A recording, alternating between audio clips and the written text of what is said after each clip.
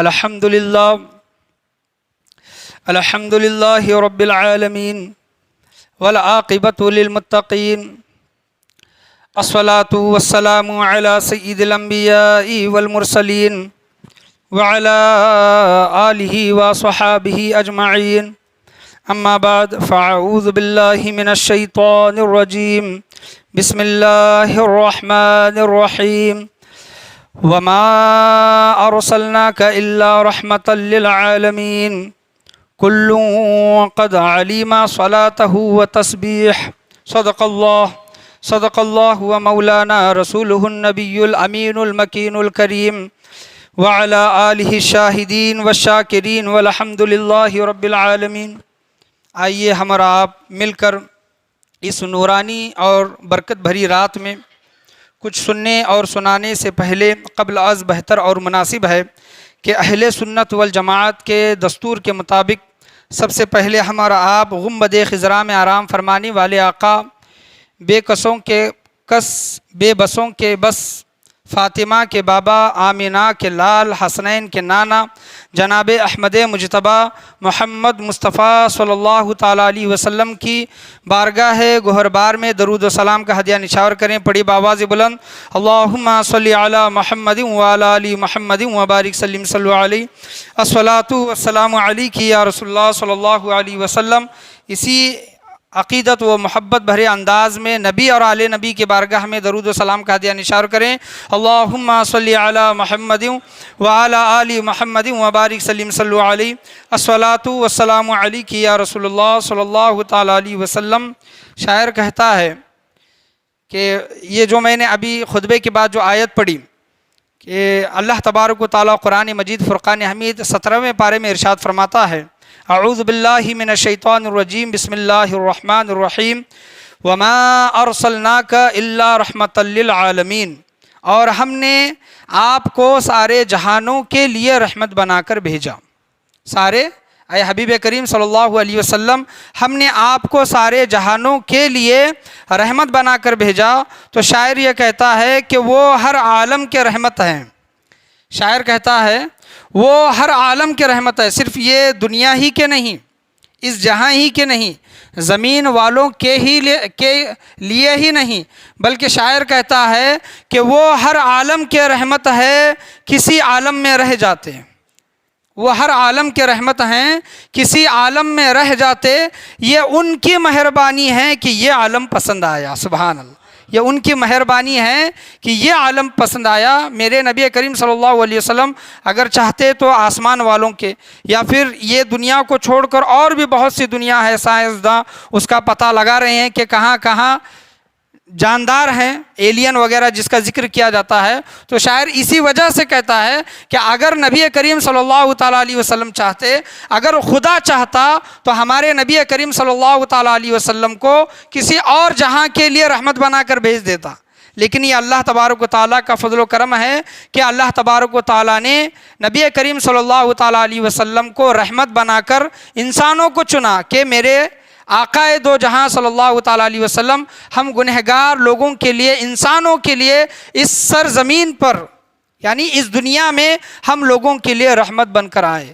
تو وہ ہر عالم کے رحمت ہیں، کسی عالم میں رہ جاتے، یہ ان کی مہربانی ہے کہ یہ عالم پسند آیا۔ اللہ تبارک و تعالیٰ کا لاکھ لاکھ کروڑوں احسان ہیں کہ اللہ تبارک و تعالیٰ نے ہمیں پھر ایک مرتبہ نبی کریم صلی اللہ تعالیٰ علیہ وسلم کی ولادت باسعادت منانے کا، ان کی شب منانے کا اللہ تبارک و تعالیٰ نے ہمیں موقع دیا۔ بہت ہی کم خوش قسمت لوگ ہوتے ہیں جو نبی کریم صلی اللہ تعالیٰ علیہ وسلم کی یاد منانے کے لیے ایک جگہ جمع ہوتے ہیں۔ یہ تو حضور صلی اللہ تعالیٰ علیہ وسلم، یہ تو تمام نبیوں کے نبی کا ذکر یہاں پر چل رہا ہے، لیکن اللہ تبارک و تعالیٰ ایسی محفلوں میں بھی رحمت برساتا ہے، رحمت نازل فرماتا ہے جہاں پر اس کے ولیوں کا ذکر ہوتا ہے۔ عند ذکر الصالحین تنزل الرحمہ، یہ احادیث کریمہ کا یہ جملہ ہے کہ آپ صلی اللہ تعالیٰ علیہ وسلم فرماتے ہیں کہ جہاں پر نیک اور صالحین کا ذکر ہوتا ہے، اللہ تبارک و تعالیٰ ایسے ذکر کرنے والوں پر، ذکر سننے والوں پر، ایسے محفل والوں پر اپنی رحمتوں کا نزول فرماتا ہے۔ تو بے شک آج اللہ تبارک و تعالیٰ کی ذات سے ہمیں یہ امید ہے کہ ہم اس ہستی کا ذکر کرنے کے لیے بیٹھے ہیں کہ اس ہستی کے صدقہ طفیل میں اللہ تبارک و تعالیٰ نے تمام جہانوں کو بنایا، ایک جہاں کو نہیں بلکہ تمام جہانوں کو بنایا۔ اس کے صدقہ طفیل میں اللہ تبارک و تعالیٰ نے ہم کو بھی پیدا کیا، ہم اسی ہستی کا ذکر کرنے کے لیے یہاں پر جمع ہوئے ہیں۔ تو 17ویں پاری کی جو میں نے آپ کے سامنے آیت پڑھی، وَمَا أَرْسَلْنَاكَ إِلَّا رَحْمَةً لِّلْعَالَمِينَ، کہ اے محبوب کریم صلی اللہ تعالیٰ علیہ وسلم، بے شک ہم نے آپ کو سارے جہانوں کے لیے رحمت بنا کر بھیجا۔ دوسری قرآن مجید فرقان حمید کی جو میں نے آپ کے سامنے آیت پڑھی، کُلٌّ قَدْ عَلِمَ صَلَاتَهُ وَتَسْبِحَهُ، یعنی ہر ایک اپنی نماز اور تسبیح کو جانتا ہے، یعنی ہر ایک شے اپنی نماز کو وہ جس حالت میں بھی پڑھتے ہیں، یا پھر اپنی تسبیح کو، کُلٌّ قَدْ عَلِمَ صَلَاتَهُ وَتَسْبِحَهُ، ہر ایک اپنی نماز اور اپنی تسبیح کو جانتا ہے۔ آج کا موضوع جو آپ کو اگر سمجھ میں نہیں آیا ہے تو میں سب سے پہلے موضوع کے متعلق یہ بیان کرنا چاہوں گا کہ نباتات و جمادات کا عشق رسول۔ غالباً پچھلے 2 جمعہ ہم صحابہ کرام کا عشق رسول 2 جمعہ سنتے آ رہے ہیں کہ صحابہ کرام رضوان اللہ علیہم اجمعین کا عشق رسول کیسا تھا، اور آنے والا جمعہ بھی انشاءاللہ وہ تیسرا جمعہ آخری جمعہ ہوگا اور وہ تقریر کا اس موضوع کو میں مکمل کروں گا۔ لیکن آج یہ ایسی رات ملی ہے اور بھرپور موقع ہے کہ اس موضوع کے متعلق سیر حاصل گفتگو کی جائے کہ دیکھیں کہ ایک انسان، اللہ تبارک و تعالیٰ انسان کو پیدا کرتا ہے، اس کے اندر عقل دیتا ہے کہ اچھا کیا برا کیا، تمام چیزیں یعنی انسان بخوبی جانتا ہے۔ لیکن جب جانوروں کی بات آتی ہے، جب نباتات و جمادات کی بات آتی ہے، یعنی جب پتھروں کا ذکر آتا ہے، جب شجر و حجر کا ذکر آتا ہے، تو ان کے اندر نہ شعور ہے، نہ سمجھ ہے، نہ جان ہے، نہ حرکت ہے۔ لیکن اللہ تبارک و تعالیٰ نے قرآن مجید فرقان حمید میں کیا ارشاد فرمایا کہ اے حبیب کریم صلی اللہ علیہ وسلم، ہم نے آپ کو ایک جہاں کے لیے نہیں بلکہ تمام جہانوں کے لیے رحمت بنا کر بھیجا۔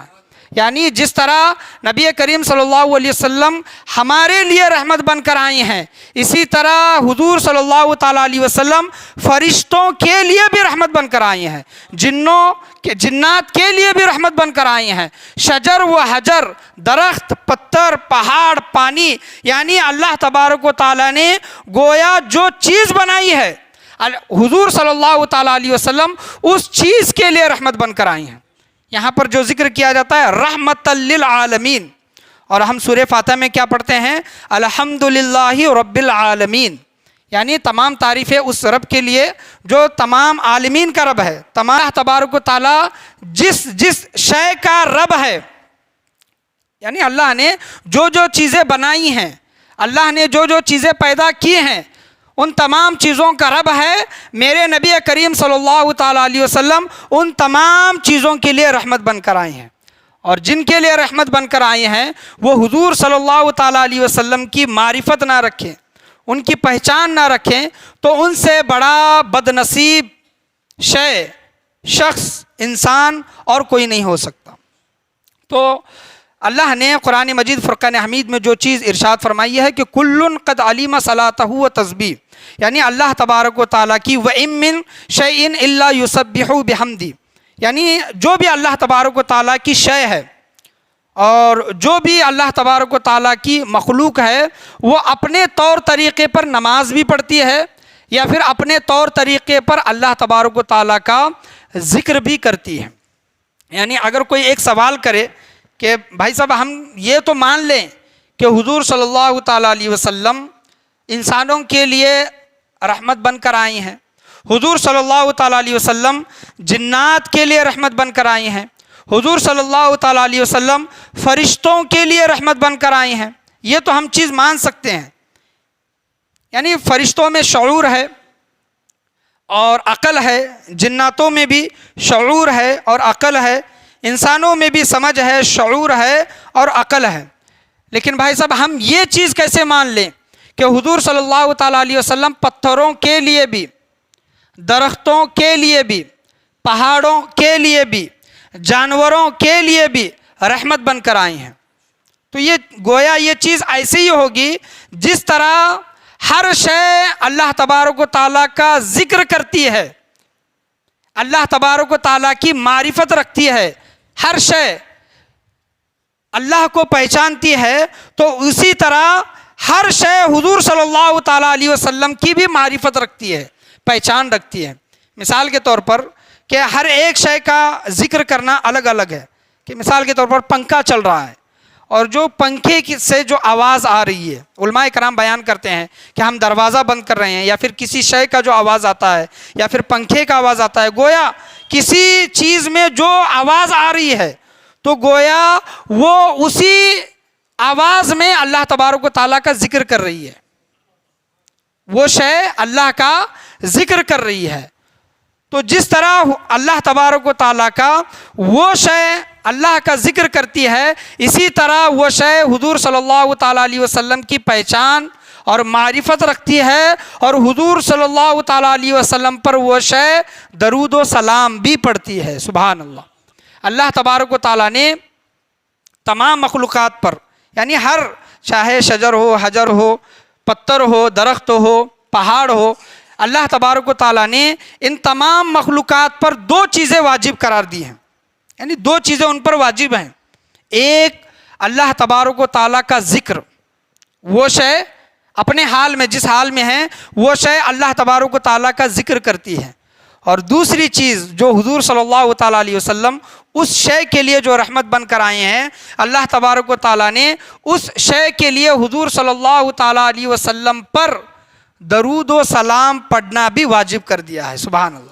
یعنی ان اشیاء پر، ان خلق پر اللہ تبارک و تعالیٰ نے دو شے، یعنی ایک اللہ کا ذکر اور دوسرا حضور صلی اللہ تعالیٰ علیہ وسلم پر درود و سلام۔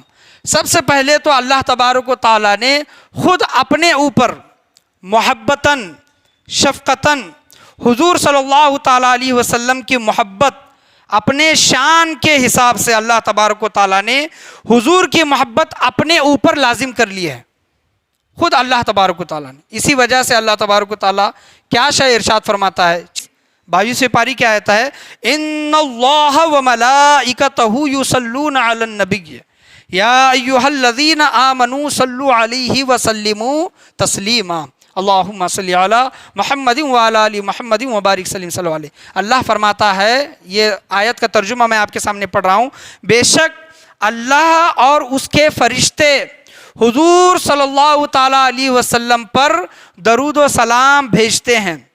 یا ایھا الذین آمنوا، اے ایمان والو تم بھی میرے نبی کریم صلی اللہ تعالیٰ علیہ وسلم پر درود و سلام بھیجو۔ تو دیکھو، درود وہی پڑھتا ہے جس سے محبت کرتا ہے۔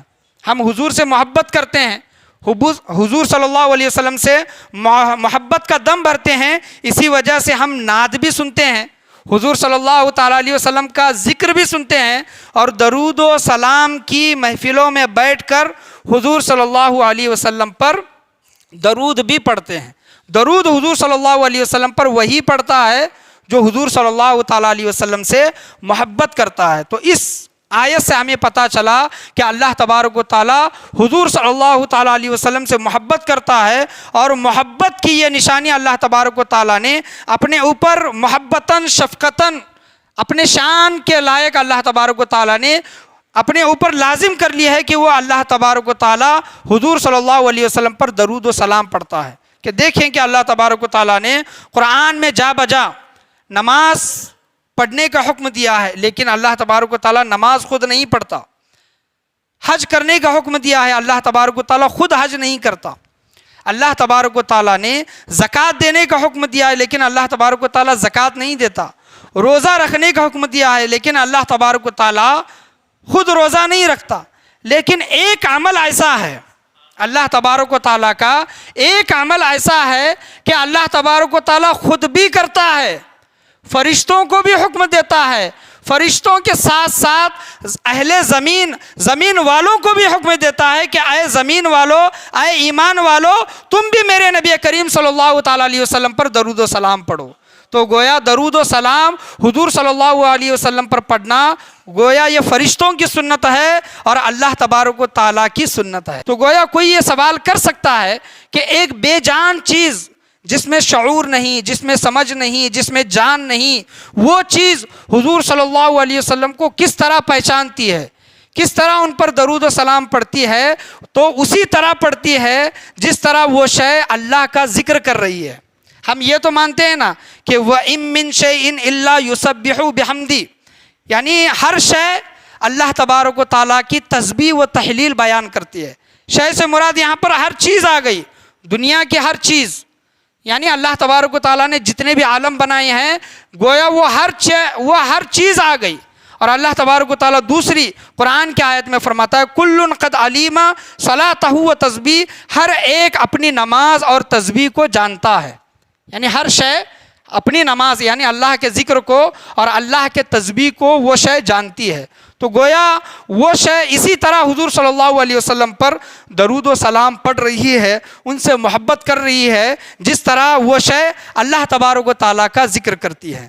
تو اگر ہم اس کا انکار کریں، اگر کوئی اس کا انکار کرے کہ حضور صلی اللہ علیہ وسلم پر درود و سلام کس طرح پڑھا جا سکتا ہے جبکہ اس کے اندر جان نہیں، شعور نہیں، سمجھ نہیں، تو کچھ احادیث کریمہ میں آپ کے سامنے ابھی بیان کروں گا۔ علماء کرام یہاں پر بیان کرتے ہیں حضور صلی اللہ علیہ وسلم کی محبت کے متعلق کہ جس کے اندر حضور صلی اللہ تعالیٰ علیہ وسلم کی محبت دیگر تمام شے سے بڑھ کر، تمام شے سے مراد یعنی اپنے گھر والوں سے، اپنے مال و دولت سے، اپنے ماں باپ سے، اپنے بچوں سے، اپنے رشتہ داروں سے، یہاں تک خود کی جان سے بڑھ کر، یعنی میری خود کی جان سے بڑھ کر اگر میں حضور صلی اللہ تعالیٰ علیہ وسلم سے محبت نہیں کرتا، یا پھر کوئی انسان اپنی جان سے بھی بڑھ کر، یعنی دنیا میں سب سے اس کو کوئی ایک چیز عزیز ہے، سب سے زیادہ عزیز ہے، جس کو وہ مثال کے طور پر سمجھ لے خود کی جان اس کو عزیز ہے، اپنی جان اس کو عزیز ہے، اور وہ اپنی جان سے بھی بڑھ کر حضور صلی اللہ تعالیٰ علیہ وسلم سے محبت نہیں کرتا، تو علماء کرام بیان کرتے ہیں کہ وہ کامل ایمان والا نہیں ہے، کامل اس کا ایمان مکمل نہیں ہے۔ اور علماء کرام یہاں تک بیان کرتے ہیں کہ اس کو مومن بھی نہیں کہہ سکتے۔ مومن کی نشانی ہی یہی ہے، مومن اس کو کہا جاتا ہے جو اپنی جان سے بھی بڑھ کر حضور صلی اللہ تعالیٰ علیہ وسلم سے محبت کرے۔ کہ اب آئیں کہ نباتات، جماعتات، جانوروں کی محبت حضور صلی اللہ تعالیٰ علیہ وسلم سے کس طرح تھی۔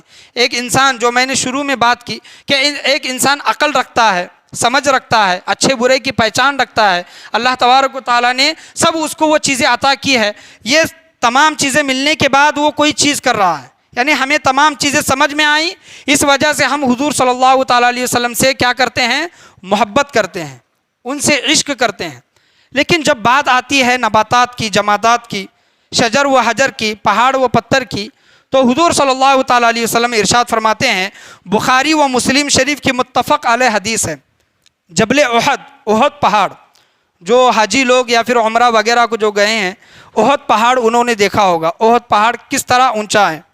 حضور صلی اللہ تعالیٰ علیہ وسلم صحابہ کرام سے فرماتے ہیں کہ اے میرے صحابہ، یہ تم احد جو پہاڑ دیکھ رہے ہو، احد پہاڑ، یہ مجھ سے محبت کرتا ہے اور میں اس سے محبت کرتا ہوں۔ سبحان اللہ۔ احد پہاڑ، آپ بتائیں کہ پہاڑ کے اندر جان ہوتی ہے، شعور ہوتا ہے، سمجھ ہوتی ہے؟ نہیں ہوتی۔ لیکن آپ صلی اللہ علیہ وسلم، بخاری و مسلم شریف کی حدیث ہے، آپ صلی اللہ علیہ وسلم فرما رہے ہیں کہ اے میرے صحابہ، یہ جو پہاڑ تم جو دیکھ رہے ہو، یہ مجھ سے محبت کرتا ہے اور میں اس سے محبت کرتا ہوں۔ تو گویا یہ تو سمجھ میں آیا کہ وہ پہاڑ محبت کر رہا ہے۔ اب اور تھوڑا آگے چلیں کہ وہ پہاڑ کی محبت کیسی ہے۔ آگے ارشاد ہوتا ہے کہ آپ صلی اللہ تعالیٰ علیہ وسلم اور حضرت ابو بکر، حضرت عمر اور حضرت عثمان غنی رضی اللہ تعالیٰ عنہ، یہ چار ہستیاں احد پہاڑ پر جلوہ افروز تھی، احد پہاڑ کے اوپر تھی، اور وہ پہاڑ وجد کرنے لگا. سبحان اللہ. وہ پہاڑ وجد کرنے لگا، ایک خوشی کے مارے وہ جھومنے لگا. اس کو اللہ تبارک و تعالیٰ نے وہ شعور، وہ سمجھ عطا کیا. وہ پہاڑ ہلنے لگا. جس طرح زلزلہ جس طرح آتا ہے نا، اس طرح وہ زلزلہ آیا، پہاڑ ہلنے لگا. آپ صلی اللہ تعالیٰ علیہ وسلم نے اس پہاڑ کو ٹھوکر مار کر ارشاد فرمایا کہ اے احد پہاڑ رک جا، تیرے اوپر ایک نبی، ایک صدیق اور 2 شہید کھڑے ہوئے ہیں. سبحان اللہ. ایک نبی، ایک صدیق اور 2 شہید، یعنی آپ صلی اللہ تعالیٰ علیہ وسلم نے پہلے ہی ان کی شہادت کی خبر دے چکے تھے.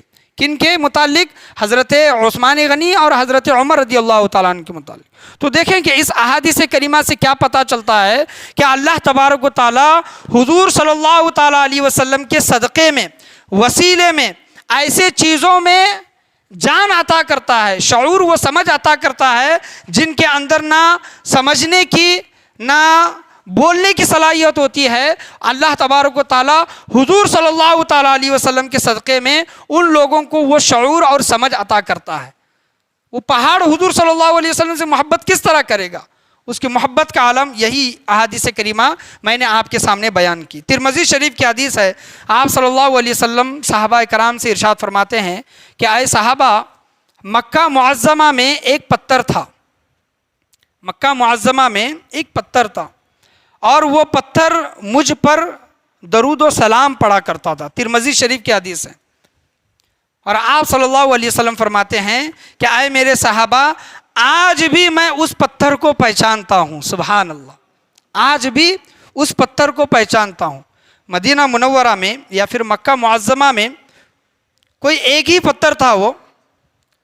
وہ تو پتھریلا میدان یعنی پتھروں کا شہر تھا. 1 2 نہیں بلکہ ہزاروں لاکھوں پتھر تھے. لیکن آپ صلی اللہ علیہ وسلم ہر پتھر کا ذکر نہیں کر رہے، صرف اسی پتھر کا ذکر کر رہے ہیں اور یہ کہہ رہے ہیں کہ مدینہ منورہ میں وہ پتھر ہے اور وہ مجھ کو اعلان نبوت سے پہلے مجھ پر درود و سلام پڑھتا ہے. سبحان اللہ. اعلان نبوت سے پہلے. بعض لوگ یہ سوال کرتے ہیں کہ حضور صلی اللہ علیہ وسلم کو 40 سال کے بعد نبوت ملی، 40 سال کے بعد نبی ہوئے، یہ کہتے ہیں. اگر حضور صلی اللہ علیہ وسلم 40 سال کے بعد نبی ہوتے تو وہ پتھر بچپن ہی سے حضور صلی اللہ علیہ وسلم کو کیوں سلام کر رہا ہے؟ کیا ہم پتھر سے بھی غیر گزرے ہیں؟ پتھر سے بھی حقیر ہیں کہ وہ پتھر تو پہچانتا ہے کہ یہ نبی ہیں. نبی جان کر پہچان کر آپ صلی اللہ علیہ وسلم کو سلام کرتا ہے. اور ہم ہیں، ہم انسان ہیں اور اس میں ہم لڑتے ہیں کہ حضور صلی اللہ علیہ وسلم کو 40 سال کے بعد آپ نبی ہوئے یا پھر آپ پیدائشی نبی ہیں. یہ ہم اس میں الجھتے ہیں، اختلاف کرتے ہیں. تو وہ اس پتھر سے سیکھیں کہ وہ پتھر حضور صلی اللہ علیہ وسلم کو آپ صلی اللہ علیہ وسلم کے اعلان نبوت سے پہلے، یعنی بچپن ہی سے جب آپ صلی اللہ علیہ وسلم مکہ معظمہ میں جہاں اس پتھر کے پاس سے گزرا کرتے تو وہ پتھر کہتا کہ یا نبی سلام علیکہ، یا رسول سلام علیکہ. وہ پتھر حضور صلی اللہ علیہ وسلم پر درود و سلام پڑھتا. اور اس پتھر کو انعام کیا ملا؟ پتھر کو سب سے بڑا انعام یہ ملا کہ حضور صلی اللہ علیہ وسلم خود اپنے زبان اقدس سے گواہی دے رہے ہیں کہ میں آج بھی اس پتھر کو پہچانتا ہوں، آج بھی اس پتھر کو پہچانتا ہوں. ہم بھی حضور صلی اللہ علیہ وسلم پر درود و سلام پڑھتے ہیں، ان کا ذکر کرتے ہیں، ان کی نعت پڑھتے ہیں، ان پر صلاۃ و سلام پڑھتے ہیں. تو ہماری باری کب آئے گی؟ پتھر کی تو باری آئی. پتھر کے متعلق تو آپ صلی اللہ علیہ وسلم نے کہا کہ میں پتھر کو پہچانتا ہوں. ہماری باری کب آئے گی؟ تو علماء کرام اور کچھ اولیاء اعظام بیان کرتے ہیں. کیا بیان کرتے ہیں کہ جو شخص دنیا میں حضور صلی اللہ تعالیٰ علیہ وسلم پر ہمیشہ درود و سلام پڑھتا ہے اور جب وہ انسان اس دنیا سے فنا ہو جاتا ہے، مر جاتا ہے، اور جب اس کو قبر میں دفنایا جاتا ہے اور جب قبر کی پہلی رات آتی ہے، کچھ علماء کرام اولیاء اعظام بیان کرتے ہیں قبر کی پہلی رات آتی ہے اور آپ صلی اللہ تعالیٰ علیہ وسلم کا جلوہ دکھایا جاتا ہے اور کہا جاتا ہے کہ اے انسان بتا اس ہستی کے متعلق تو کیا کہا کرتا تھا. یہ سوال تیسرا سوال ہوگا.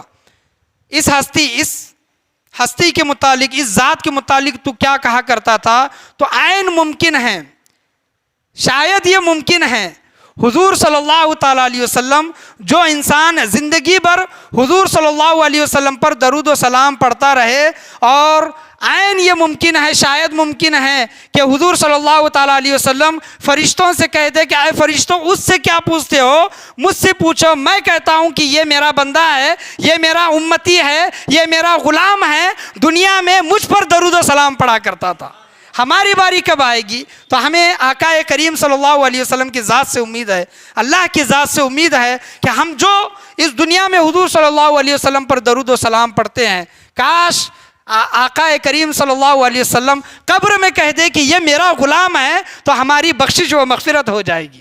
سبحان اللہ۔ تو ایسے اعمال کریں، ہمیشہ حضور صلی اللہ علیہ وسلم پر درود و سلام پڑھتے رہیں، اپنی زبان اللہ کے ذکر سے اور حضور صلی اللہ علیہ وسلم کے درود سے ہمیشہ تر رکھنے کی کوشش کریں۔ پڑھیں، 12ویں اور مشکاۃ شریف کی یہ حدیث ہے کہ حضرت مولا علی شیر خدا رضی اللہ تعالیٰ عنہ حضور صلی اللہ تعالیٰ علیہ وسلم کے ساتھ کئی سفر پر جا رہے ہیں، اور حضرت شیر خدا مولا علی رضی اللہ تعالیٰ عنہ بیان کرتے ہیں کہ میں حضور صلی اللہ تعالیٰ علیہ وسلم کے ساتھ تھا، اور میں اپنے آنکھوں سے دیکھ رہا تھا اور میں اپنے کانوں سے سن رہا تھا۔ حضرت علی رضی اللہ تعالیٰ عنہ کہتے ہیں کہ شے اسی طرح حضور صلی اللہ علیہ وسلم پر درود و سلام پڑھتی ہے جس طرح اللہ کا ذکر کرتی ہے۔ اگر کوئی یہ کہہ دے کہ اللہ کا ذکر نہیں کرتی تو وہ ایمان سے ہاتھ دھو بیٹھے گا۔ تو حضرت مولا علی بیان کرتے ہیں کہ کوئی پتھر، کوئی درخت ایسا نہیں تھا، حضرت علی بیان کرتے ہیں کہ کوئی درخت، کوئی پتھر ایسا نہیں تھا جو حضور صلی اللہ تعالیٰ علیہ وسلم پر درود و سلام نہ پڑھتا ہو۔ سبحان اللہ۔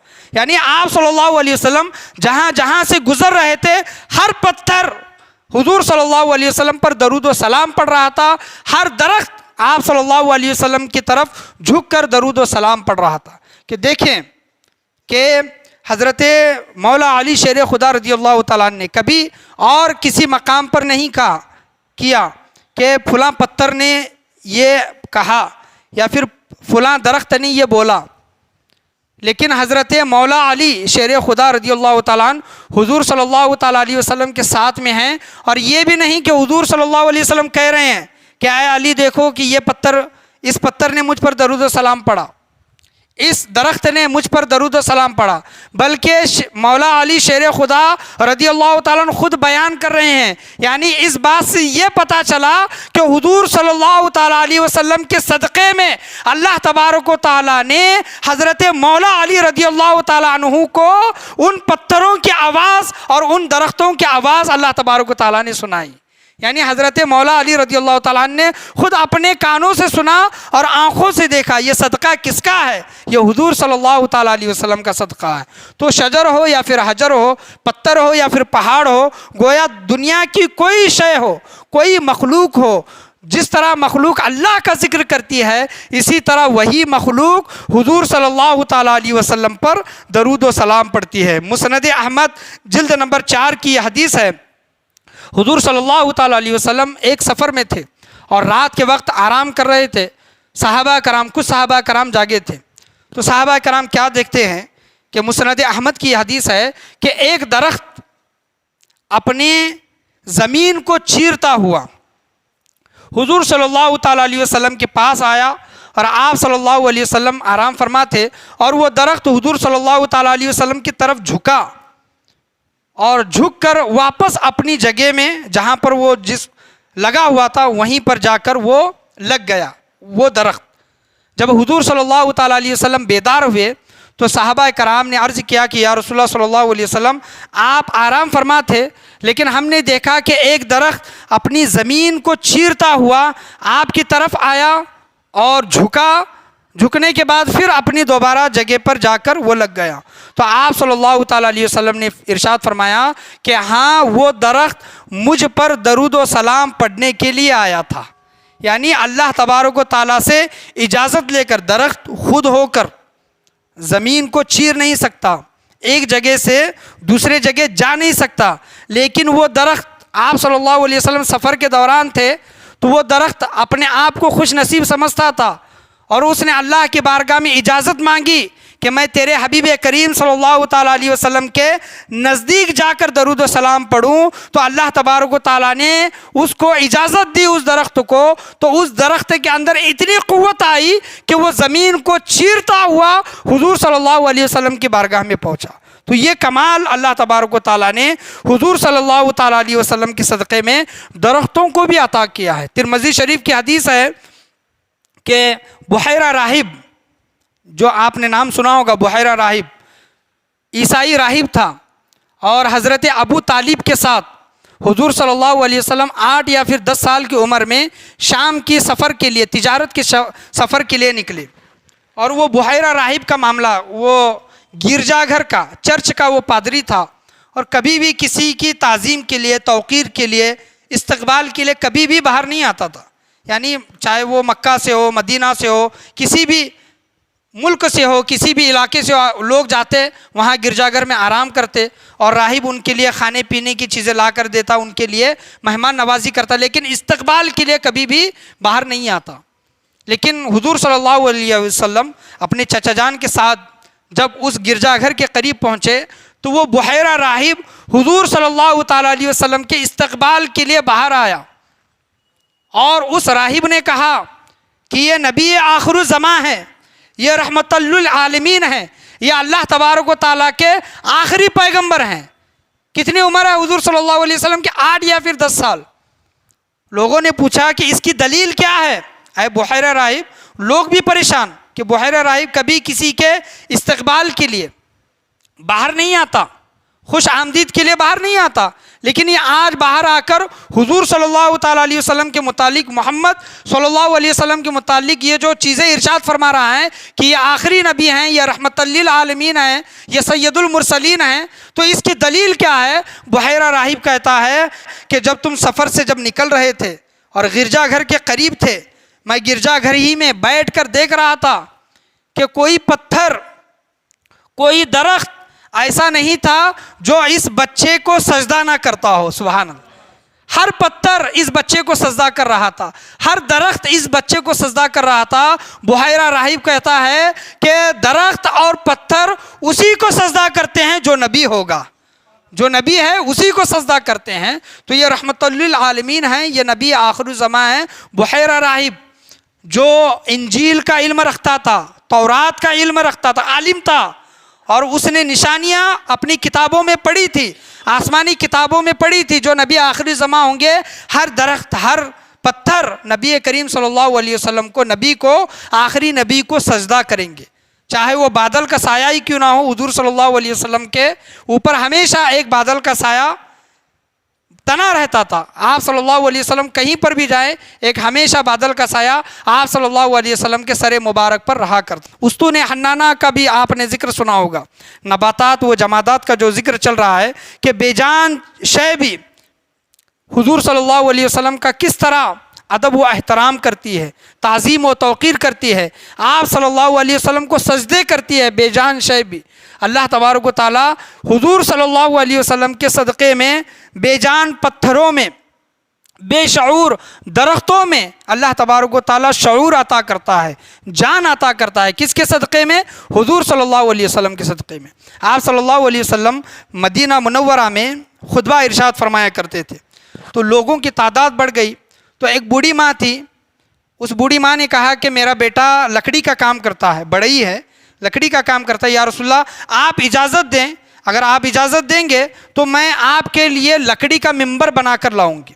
تو اس سے پہلے آپ صلی اللہ علیہ وسلم ایک کھجور کا درخت کا تنا تھا، یعنی لکڑا تھا، سوکھا لکڑا، یعنی جس کو کاٹ دیا ہے، ہرا بھرا کچھ نہیں، سوکھا لکڑا، صرف ٹیک لگا کر آپ صلی اللہ علیہ وسلم خطبہ ارشاد فرمایا کرتے تھے۔ جب آپ صلی اللہ علیہ وسلم نے اس بوڑھی ماں کو اجازت دی، کچھ ہی دنوں میں اس نے ایک ممبر بنا کر حضور صلی اللہ علیہ وسلم کی بارگاہ میں پیش کیا۔ یہ بہت سی کتب میں استون حنانہ کا واقعہ اگر آپ پڑھیں گے تو بہت سی کتب میں، بہت سی کتابوں میں حدیثوں کے ذریعے یہ واقعہ بیان کیا گیا ہے۔ تو جب آپ صلی اللہ علیہ وسلم کی بارگاہ میں وہ ممبر، لکڑی کا ممبر پیش کیا گیا، تو آپ صلی اللہ علیہ وسلم اس لکڑی کے ممبر پاس جب جانے لگے اور جو استون حنانہ جو لکڑی کا جو تنا تھا، کھجور کے درخت کا جو لکڑا تھا، ایک شاخ تھی، ایک تنا تھا، اس کے پاس سے گزرے تو وہ درخت کا تنا چیخ چیخ کر رونے لگا۔ اللہ اکبر کبیرہ۔ صحابہ کرام بیان کرتے ہیں کہ وہ درخت کے تنے سے اس طرح آواز آ رہی تھی، ایسی آواز آ رہی تھی جیسے کوئی اونٹنی بچہ جنتے وقت آواز کرتی ہے، اونٹنی بچہ جنتے وقت آواز کرتی ہے، اس طرح استون حنانہ سے آواز آ رہی تھی۔ حضور صلی اللہ علیہ وسلم ممبر سے اترے، نئے ممبر سے اترے اور اس استون حنانہ لکڑے کے پاس گئے، اور اس طرح آپ صلی اللہ علیہ وسلم نے اس طرح اپنے سینے سے اس درخت کے تنے کو لگایا جس طرح ماں اپنے بچے کو گلے لگاتی ہے۔ لگایا تو استون حنانہ جو رو رہا تھا، چیخ چیخ کر رو رہا تھا، ایک الگ آواز صحابہ کرام سن رہے ہیں کہ یہ کیسی آواز ہے۔ تو وہ درخت کا تنا استون حنانہ اس طرح شانت ہوا یا پھر خاموش ہوا، استون حنانہ جس طرح ایک روتا ہوا بچہ اپنی ماں کی گود میں خاموش ہوتا ہے، سکون پاتا ہے۔ آپ صلی اللہ علیہ وسلم پوچھتے ہیں کہ اے درخت کے تنے، اے استون حنانہ کیوں روتا ہے؟ اور آپ دیکھیں کہ وہ درخت کا تنا ڈائریکٹ سیدھے نہیں رونے لگا، بلکہ اس نے دیکھا کہ حضور صلی اللہ علیہ وسلم میرے پاس سے گزر رہے ہیں، اور آپ صلی اللہ علیہ وسلم کے گزرنے کے بعد جب اس نئے ممبر پر گئے تو اس نے اپنی ایک جدائی محسوس کی کہ میرا یار مجھ سے جدا ہو گیا، یعنی اللہ تبارک و تعالیٰ نے اس بے جان درخت کے تنے کو آنکھیں بھی عطا کی، شعور بھی عطا کیا، سمجھ بھی عطا کی، محبت بھی عطا کی، گریہ و زاری بھی عطا کی کہ حضور صلی اللہ علیہ وسلم کی محبت میں رو رہا ہے۔ وہ کہتا ہے کہ یا رسول اللہ صلی اللہ علیہ وسلم، آپ مجھ سے ٹیک لگا کر جو خطبہ دیا کرتے تھے تو میں آپ سے بے پناہ الفت و محبت کرتا ہوں، یا رسول اللہ آج نیا ممبر بن گیا ہے، آج آپ مجھ سے جدا ہو گئے ہیں، یا رسول اللہ آپ کی جدائی میں رو رہا ہوں۔ سبحان اللہ۔ درخت کے تنے کو جس کے اندر زبان نہیں، اللہ تبارک و تعالیٰ اس درخت کے تنے کو زبان بھی عطا کرتا ہے۔ وہ درخت کا تنا کہہ رہا ہے کہ یا رسول اللہ میں آپ کی جدائی میں رو رہا ہوں۔ آپ صلی اللہ علیہ وسلم کہتے ہیں کہ اے درخت کے تنے بتا تیرے ساتھ کیا معاملہ کروں، اگر تو چاہے تو تجھے دنیا ہی میں ہرا بھرا کر دوں، تو سوکھ گیا ہے، اپنے اصل جڑ سے تجھ کو کاٹ دیا گیا ہے، یعنی سوکھا ہوا درخت کا تنا ہے۔ لیکن آپ صلی اللہ علیہ وسلم کا اختیار دیکھیں، اللہ تبارک و تعالیٰ کی طرف سے عطا دیکھیں کہ آپ صلی اللہ علیہ وسلم فرما رہے ہیں کہ اگر تو چاہے تو دنیا میں تجھے پہلے کے جیسا ہرا بھرا کر دوں، دنیا کے لوگ تیرا پھل کھائیں پھر اسی طرح جس طرح کھاتے تھے، اور اگر تو چاہے تو تجھے جنت میں لگاؤں، تو چاہے تو تجھے جنت میں لگاؤں، نیک اور صالحین جنتی لوگ تیرا پھل کھائیں۔ تو وہ درخت کا تنا کہنے لگا کہ یا رسول اللہ صلی اللہ علیہ وسلم مجھے جنت میں لگا دیں، سبحان اللہ، مجھے جنت میں لگا دیں۔ تو یہاں پر علماء کرام بیان کرتے ہیں کہ اس درخت کے تنے کو بھی پتہ ہے کہ دنیا ختم ہونے والی شے ہے۔ اس درخت کے تنے نے دنیا نہیں مانگی، بلکہ یہ کہا کہ یا رسول اللہ صلی اللہ علیہ وسلم مجھے آخرت چاہیے، مجھے جنت چاہیے۔ اور آپ صلی اللہ علیہ وسلم نے کہا کہ جا میں نے تجھے جنت میں لگا دیا۔ دیکھیں کہ جنت میں وہی لگا سکتا ہے جو جنت کا مالک ہوگا۔ آپ صلی اللہ علیہ وسلم نے یہ نہیں کہا کہ اے درخت کے تنے رک، میں اللہ تبارک و تعالیٰ سے اجازت لیتا ہوں، اللہ تبارک و تعالیٰ کی طرف سے اگر حکم ہوگا تو میں تجھے جنت میں لگا دوں گا، یہ نہیں کہا، بلکہ آپ صلی اللہ علیہ وسلم نے کہا کہ اے استون حنانہ جا، میں نے تجھے جنت میں لگا دیا۔ اعلیٰ حضرت کہتے ہیں میں تو مالک ہی کہوں گا کہ ہو مالک کے حبیب، یعنی محب و محبوب میں نہیں میرا اور تیرا، یعنی جو اللہ تبارک و تعالیٰ کا ہے وہ حضور صلی اللہ تعالیٰ علیہ وسلم کا ہے۔ یعنی اللہ تبارک و تعالیٰ کے جتنے خزانے ہیں، اللہ تبارک و تعالیٰ کے خزانے کو بانٹنے والے کون ہیں؟ وہ نبی آخر الزماں محمد الرسول اللہ صلی اللہ تعالیٰ علیہ وسلم قاسم نعمت بن کر آئے ہیں۔ پڑھیے ایک مرتبہ درود شریف، اللہم صلی علی محمد وعلی آل محمد وبارک سلم صلی علیہ الصلاۃ والسلام علیک یا رسول اللہ صلی اللہ تعالیٰ علیہ وسلم۔ تو اس واقعے کی روشنی میں علماء کرام بیان کرتے ہیں، اور حضور صلی اللہ علیہ وسلم نے صحابہ کرام سے فرمایا کہ اے میرے صحابہ، اگر استون حنانہ کو، اس درخت کے تنے کو میں اگر خاموش نہیں کرتا، اس کو تسلی نہیں دیتا، اللہ تبارک و تعالیٰ کی عزت کی قسم یہ قیامت تک میری جدائی میں اسی طرح روتا رہتا۔ اللہ اکبر، قیامت تک روتا رہتا۔ تو علماء کرام بیان کرتے ہیں کہ بعض لوگ یہ کہتے ہیں کہ حضرت عیسیٰ علیہ السلام نے مردوں کو زندہ کیا، تمہارے نبی کریم صلی اللہ علیہ وسلم نے کیا کیا؟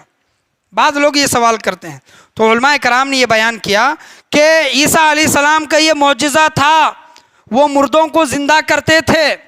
مردوں کو زندہ کرنا مطلب کیا؟ کہ مردے کو اپنی پہلی حالت میں پہنچانا، پہلی حالت میں پلٹانا۔ یعنی پہلے وہ زندہ تھا، چلا کرتا تھا، پھرا کرتا تھا، بولا کرتا تھا، مر گیا، جسم میں جان باقی نہیں رہی۔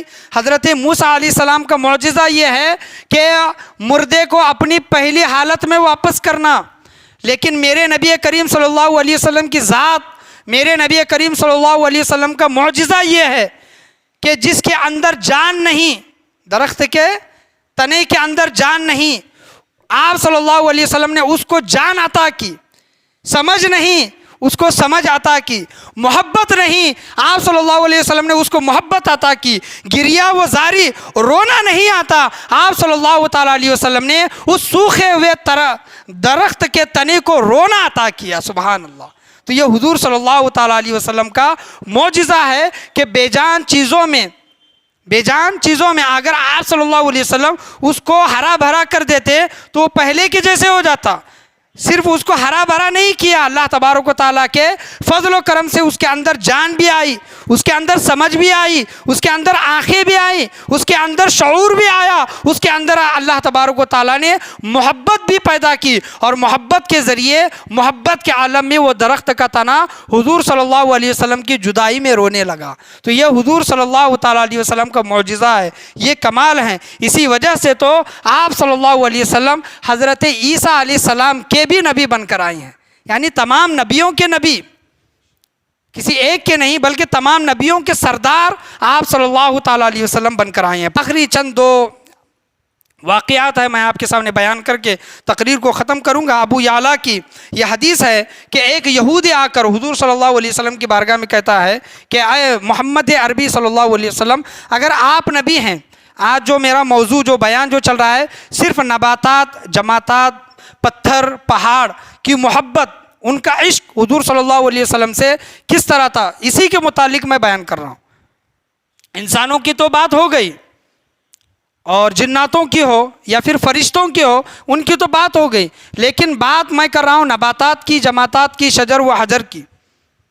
تو وہ یہودی کہنے لگا اگر آپ نبی ہیں تو کوئی معجزہ دکھائیں۔ ابو یعلا شریف کی حدیث ہے، کوئی معجزہ دکھائیں۔ آپ صلی اللہ علیہ وسلم نے کہا کہ یہ جو سامنے جو کھجوروں کے درخت دکھائی دے رہے ہیں، وہ یہودی کہتا ہے کہ ہاں دکھائی دے رہے ہیں، اگر تو چاہے، اگر تو کہے تو کھجور کا جو درخت لگا ہوا ہے، اس کی جو ٹہنی ہے، اس کی جو شاخ ہے، اگر میں اس کو بلاؤں اور وہ آ کر میری بارگاہ میں میرے نبی ہونے کی گواہی دے تب تو مانے گا؟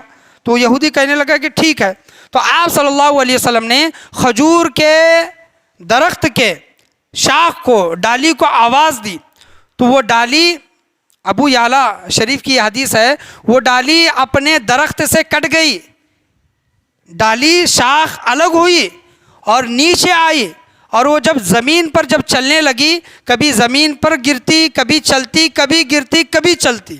تو علماء کرام بیان کرتے ہیں کہ وہ اس کا ایک وجد تھا، اس کا ایک اپنا ایک وجد تھا، اس کا ایک عشق تھا۔ عشق کیا تھا، وجد کیا تھا کہ وہ ڈالی سوچنے لگی کہ آج تمام نبیوں کے نبی نے، نبی آخر الزمان نے، رحمت للعالمین نے، اللہ کے پیارے نبی نے مجھ کو بلایا ہے۔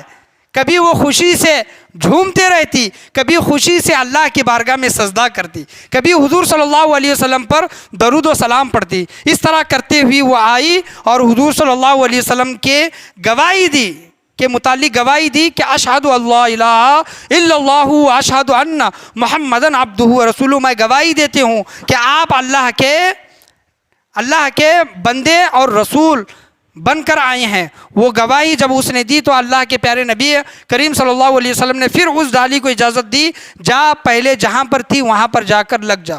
تو وہ ڈالی پھر واپس اپنے درخت پر جا کر لگ گئی۔ یہودی نے یہ تمام منظر، یہ معاملہ دیکھا اور حضور صلی اللہ تعالیٰ علیہ وسلم پر ایمان لے کر آیا۔ تو درخت، وہ پتھر بھی حضور صلی اللہ تعالیٰ علیہ وسلم کا حکم مانتے تھے اور حضور صلی اللہ علیہ وسلم سے بے پناہ الفت و محبت کرتے تھے۔ مدینہ منورہ میں ایک اونٹ پاگل ہو گیا، صحابہ کرام اور اس کا مالک جو کوئی اس کو کنٹرول کرنے کو دیکھتے تو وہ اونٹ ان کو کاٹنے کے لیے، نقصان پہنچانے کے لیے آتا۔ جب یہ خبر حضور صلی اللہ علیہ وسلم کے پاس پہنچی تو حضور صلی اللہ علیہ وسلم چند صحابہ کرام کو لے کر اس اونٹ کے پاس پہنچے۔ صحابہ کرام نے کہا کہ یا رسول اللہ آپ نہ جائیں، وہ اونٹ پاگل ہو گیا ہے، جو کوئی اس کے سامنے جاتا ہے اس کو کاٹتا ہے، کہ دیکھیں کہ ایک پاگل اونٹ کا حال کیا ہوگا، اونٹ کے اندر کتنی طاقت ہوتی ہے اور اس کا حال کیا ہوگا۔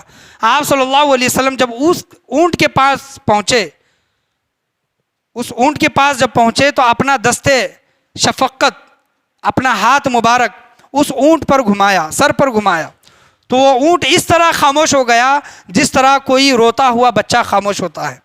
اور وہ اونٹ حضور صلی اللہ علیہ وسلم کی بارگاہ میں سجدہ کیا، اس اونٹ نے سجدہ کیا۔ یہ بیان میں بول چکا ہوں کہ جانوروں کو سجدہ تعظیمی کرنا جائز تھا، انسانوں کو جائز نہیں ہے۔ یعنی جانور یا پھر پتھر یا پھر درخت حضور صلی اللہ علیہ وسلم کو تعظیماً سجدہ کیا کرتے تھے۔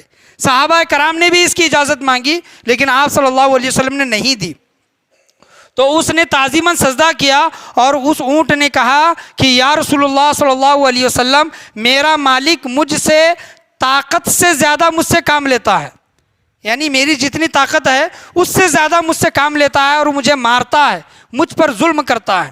تو آپ صلی اللہ علیہ وسلم نے اس اونٹ کے مالک کو بلایا اور کہا کہ یہ اونٹ تمہارے بارے میں مجھ سے شکایت کرتا ہے، کہ دیکھیں کہ اونٹ، جانور بھی حضور صلی اللہ علیہ وسلم کی بارگاہ میں اپنی فریاد رسی کرتے ہیں، اپنی شکایت پیش کرتے ہیں کہ یا رسول اللہ مجھے یہ تکلیف ہے، مجھے یہ تکلیف ہو رہے ہیں۔ وہ تو ہر ایک کی بولی جانتے ہیں، اور ہر ایک کی بولی کیوں نہ جانے، کیونکہ اللہ تبارک و تعالیٰ نے صرف انسانوں کے لیے رحمت بنا کر نہیں بھیجا بلکہ جانوروں کے لیے بھی رحمت بن کر آئے ہیں۔ وہ تو جانوروں کی بولیاں کیوں نہیں سمجھیں گے، پتھروں کی بولیاں کیوں نہیں سمجھیں گے، شجر و حجر کی بولیاں وہ کیوں نہیں سمجھیں گے۔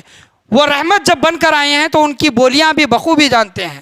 تو اس اونٹ کے متعلق آپ صلی اللہ علیہ وسلم نے کہا کہ اپنے جانوروں پر زیادہ ظلم نہ کیا کرو، ان سے اتنا ہی کام لو جتنی ان کی طاقت ہے، اور ان کو چارہ پانی ڈالا کرو۔ آج ان لوگوں کے لیے یہ سبق ہے۔ حضور صلی اللہ تعالیٰ علیہ وسلم کا یہ فرمان ان لوگوں کے لیے ہے جو اپنے جانوروں کو حد سے زیادہ ان پر بوجھا ڈھوتے ہیں، یعنی وزن ڈالتے ہیں حد سے زیادہ، اور ان کو مارتے ہیں، ان کو پیٹتے ہیں۔ یاد رکھیں کہ اگر وہ جانور اللہ کی بارگاہ میں شکایت کر دے تو وہ مالک تباہ و برباد ہو جائے گا۔ تو جانوروں پر اتنا ہی ان سے کام لے، یا پھر ان سے اتنا ہی کام لیا کرے جتنی ان کی طاقت ہے۔ آپ صلی اللہ علیہ وسلم کسی علاقے سے گزر رہے تھے، ویران علاقے سے، جنگل میں، تو کسی کی آواز آئی کہ یا رسول اللہ مدد فرمائیے، یا رسول اللہ مدد فرمائیے۔ آپ صلی اللہ علیہ وسلم نے چاروں طرف نگاہ دوڑائی تو کیا دیکھتے ہیں کہ ایک ہرن ہے، ہرن، اور ہرن کو باندھ کر رکھا گیا ہے، قید کیا گیا ہے۔ آپ صلی اللہ علیہ وسلم اس ہرن کے پاس پہنچے تو ہرن نے شکایت کی، فریاد کی کہ یا رسول اللہ صلی اللہ علیہ وسلم، مجھے صبح سے شام تک یہیں پر باندھ کر رکھا گیا ہے کہ یا رسول اللہ میرے 2 بچے ہیں، مجھے اجازت دیں۔ بعض لوگ یہ سوال کرتے ہیں نا کہ جانوروں کی بولیاں کس طرح جانتے ہیں؟ وہ اسی طرح جانتے ہیں جس طرح وہ اللہ کا ذکر کرتے ہیں، اور حضور صلی اللہ علیہ وسلم ہر ایک کی بولی جانتے ہیں۔ یہ آپ اپنے ذہن و قلب سے یہ بات نکال دیں کہ حضور صلی اللہ علیہ وسلم دوسروں کی بولیاں نہیں جانتے، تو گویا آپ کا ایمان یہ ہوا، عقیدہ یہ ہوا کہ جن کی بولیاں نہیں جان رہے ان کے لیے رحمت نہیں ہے۔ اگر جانوروں کے لیے وہ رحمت نہیں ہے تو ان کی بولیاں کس طرح جانیں گے؟ رحمت ہیں اسی وجہ سے ان کی زبان سمجھ رہے ہیں، ان کی بولیاں جان رہے ہیں۔ تو اس ہرن نے کہا کہ یا رسول اللہ میرے 2 بچے ہیں، اجازت دیں مجھے آزاد کر دیں تو میں اپنے بچوں کو دودھ پلا کر واپس آ جاؤں گی۔ تو وہ جس نے قید کیا تھا ہرن کو وہ بھی صحابی رسول تھے۔ آپ صلی اللہ علیہ وسلم نے کہا کہ اس ہرن کو آزاد کر دیں، یہ اپنے بچے کو دودھ پلا کر واپس آ جائے گی۔ تو آپ صلی اللہ علیہ وسلم کے کہنے پر اس صحابی رسول نے اس ہرن کو آزاد کر دیا۔ وہ ہرن گئی اور اپنے بچوں کو دودھ پلا کر واپس آ گئی۔ آپ صلی اللہ علیہ وسلم نے کہا کہ اے میرے صحابی رسول، یعنی جس نے اس ہرن کو قید کیا تھا، اس صحابی سے کہا کہ اے میرے صحابی میں تجھ سے کچھ مانگتا ہوں۔ اس صحابی نے کہا کہ یا رسول اللہ آپ کے لیے تو میری جان حاضر ہے۔ تو آپ صلی اللہ علیہ وسلم نے فرمایا کہ جان تو نہیں چاہیے، اس ہرن کو آزاد کر دے۔ سبحان اللہ، اس ہرن کو آزاد کر دے۔ تو وہ کہتا ہے، وہ صحابی رسول کہتے ہیں کہ یا رسول اللہ اگر آپ جان بھی مانگتے تو میں جان بھی دے دیتا، یہ تو ہرن ہے، میں اسے آزاد کرتا ہوں۔ جب اس ہرن کو آزاد کیا تو وہ ہرن اس طرح دوڑتی ہوئی بھاگتی ہوئی گئی اور پیچھے مڑ کر دیکھتی تھی، حضور صلی اللہ تعالیٰ علیہ وسلم کا شکر ادا کرتی تھی اور خوشی سے جھومتے ہوئے اپنے بچوں کی طرف جاتی تھی۔ تو حضور صلی اللہ علیہ وسلم جانوروں کی بھی مدد فرمانے والے ہیں، جانوروں کی بھی امداد کرنے والے ہیں، ان کی فریاد کو سننے والے ہیں، اور جانور بھی سمجھتے ہیں یہ نبی آخر الزماں ہیں، اگر مدد کریں گے تو یہی کریں گے، اگر ہمیں آسانی ملے گی تو انہی کے صدقے میں ملے گی، فریاد جو کر رہے ہیں انہی کی بارگاہ میں کر رہے ہیں۔ حضور صلی اللہ علیہ وسلم صحابہ کرام سفر کے راستے پر تھے، کسی جگہ پر رکے اور تمام صحابہ کرام کے پاس روٹیاں تھیں کھانے کے لیے سالن وغیرہ کچھ نہیں تھا۔ تو آپ صلی اللہ علیہ وسلم کچھ دیر وہاں پر بیٹھے رہے۔ تو آپ صلی اللہ علیہ وسلم کے پاس، کان مبارک کے پاس ایک شہد کی مکھی بن بنانے لگی، گویا وہ حضور صلی اللہ علیہ وسلم سے کچھ کہہ رہی ہے، شہد کی مکھی بن بنا رہی ہے۔ تو آپ صلی اللہ علیہ وسلم نے کہا کہ اے میرے صحابہ یہ شہد کی مکھی مجھ سے کچھ کہنا چاہتی ہے۔ صحابہ کرام نے پوچھا کہ یا رسول اللہ کیا کہہ رہی ہے؟ تو وہ شہد کی مکھی کہہ رہی ہے کہ یا رسول اللہ آپ یہاں پر پہلی مرتبہ آئے ہیں، آپ کے اصحاب پہلی مرتبہ آئے ہیں اور آپ کے پاس صرف کھانے کے لیے روٹیاں ہیں، سالن نہیں ہے، روٹیاں ہیں سالن نہیں ہے۔ یا رسول اللہ اگر آپ اجازت دے، ہم کمزور ہیں، کمزور مخلوق ہیں، ہم نے شہد کا ایک چھتا بنا کر رکھا ہے، ہم اس کو اٹھا کر لا نہیں سکتے، یا رسول اللہ آپ اپنے صحابہ میں سے کسی ایک صحابی کو بھیج دے، وہ آ کر ہمارا شہد لے کر جائے۔ تو آپ صلی اللہ علیہ وسلم نے حضرت علی رضی اللہ تعالیٰ عنہ کو بھیجا۔ حضرت علی رضی اللہ تعالیٰ عنہ گئے اور اس مکھی کے پیچھے تھے، شہد کے مکھی کے پیچھے تھے، وہاں سے شہد کا چھتا لے کر آئے اور حضور صلی اللہ علیہ وسلم کی بارگاہ میں پیش کیا۔ تمام صحابہ کرام روٹیوں کے ساتھ میٹھا میٹھا تازہ تازہ قدرتی شہد کھانے لگے۔ ان مکھیوں کو، شہد کی مکھیوں کو یہ دیکھا نہیں گیا کہ حضور اور حضور کے اصحاب سوکھے روٹیاں کھائے، ان کو اتنی محبت۔ جب کھانے لگے، شہد بہت میٹھا تھا، تو آپ صلی اللہ علیہ وسلم نے پوچھا کہ اے شہد کی مکھی، تو شہد جو تیار کرتی ہے، شہد جس سے رس چوستی ہے، جن پھولوں سے، کچھ پھولوں کا رس پھیکا ہوتا ہے، کچھ پھولوں کا رس کڑوا ہوتا ہے، کچھ بعض پھولوں کا رس میٹھا ہوتا ہے، تو شہد اتنا میٹھا کس طرح ہوتا ہے؟ یہ شہد جو تم بناتی ہو یہ اتنا میٹھا کیوں ہوتا ہے؟ تو وہ شہد کی مکھیاں کہتی ہیں کہ یا رسول اللہ صلی اللہ علیہ وسلم بے شک ہم کے کڑوے پھولوں سے ہم رس چوستے ہیں، لیکن ہم جب رس چوس کر جب اپنے چھتے کی طرف جانے لگتے ہیں، اللہ تبارک و تعالیٰ کے طرف سے ہمیں حکم ہوتا ہے کہ اے مکھیوں میرے نبی کریم صلی اللہ علیہ وسلم پر درود و سلام پڑھو۔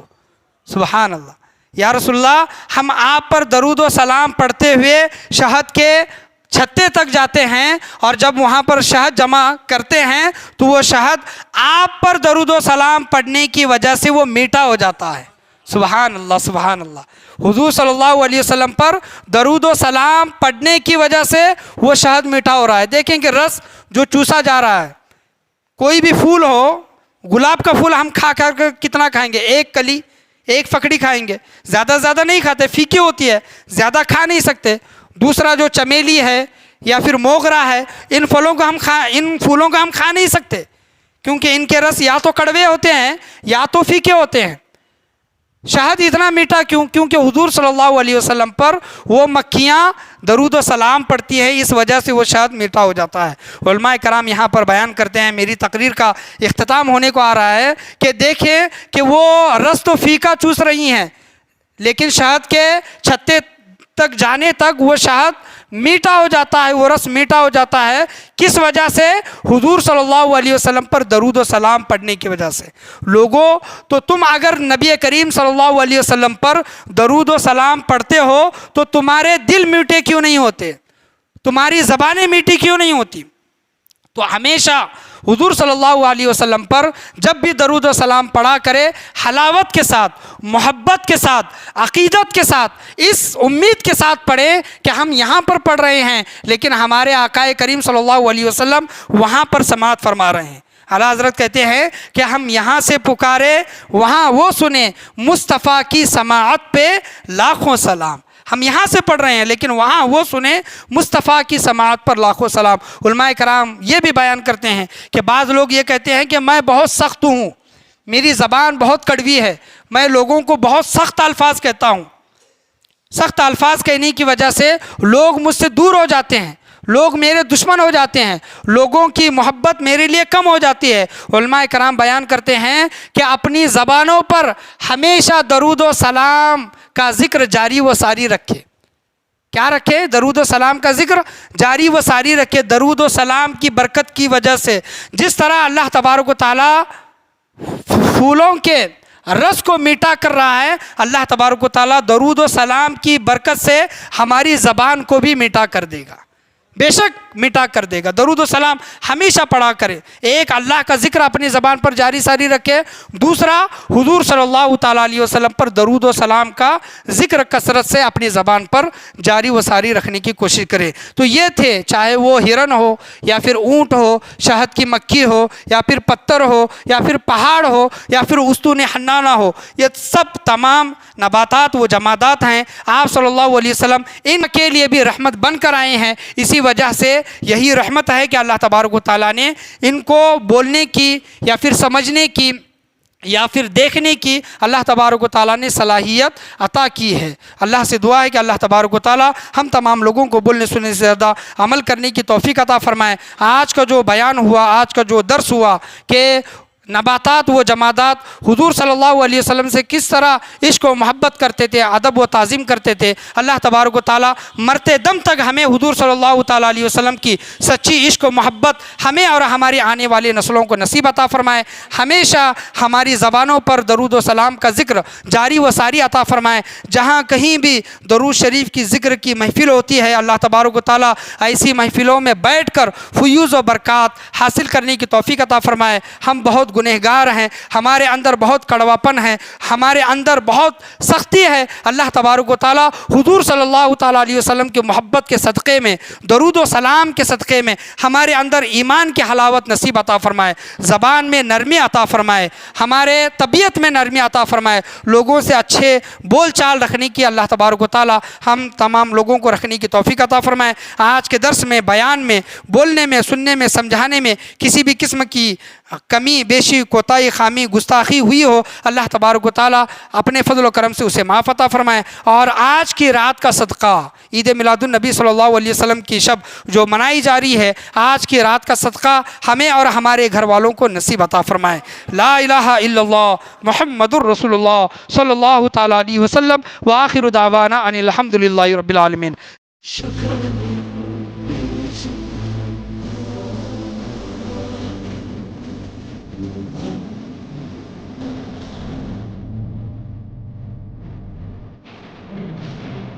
شکرا یا ربی شکرا